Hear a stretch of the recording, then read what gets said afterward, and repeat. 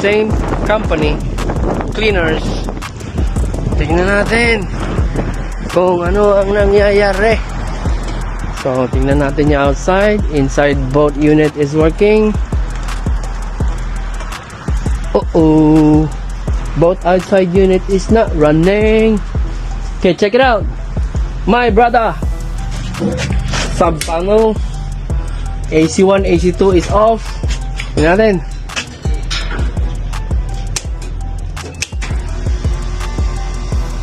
Okay, yung isa. Stock up condenser motor. Okay, alin dyan? Alright. Ito, tingnan mo to. So ito is stock up condenser motor. But this one, take a look at this. So it might be a capacitor or condenser motor. Tingnan natin.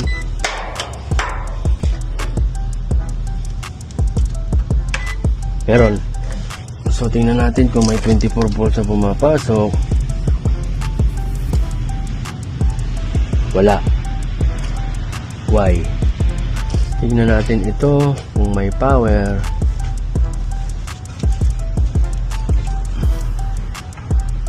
Meron. So walang 24 volts na pumapasok. Low pressure switch.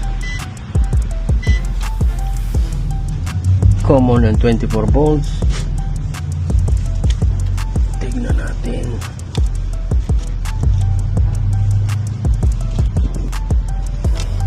Tingnan natin kung mayroong contact dito. Wala.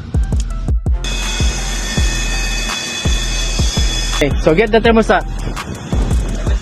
Yeah.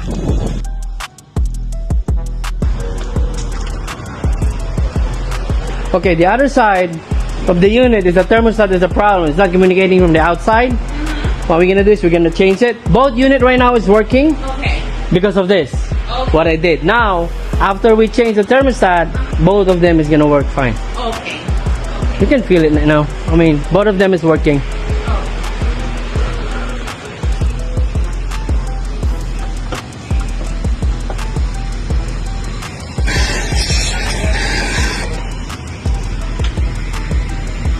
Okay, what I'm gonna do, turn this off, right?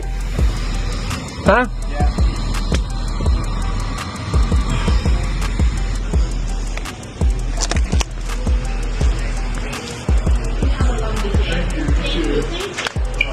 So do I need to let my boss know anything special? No, just let him know that your both AC will work today. Okay. So since when? Since all day yesterday. Oh, it's just yesterday, huh? Yeah. Okay. I was working in here, was like 100 degrees. Okay. I almost died. I was like, oh no. I know, even in my house, I know how to fix my own AC, but if it's gone for like 2 hours, it's crazy. I'm like, I can imagine my customers waiting for how long. I was so lightheaded in here. I was like, So ang problema nitong isa is communication between sa thermostat. So we replace it. Everything is okay. Ito naman yung kanyang outdoor condenser motor. So everything is fixed.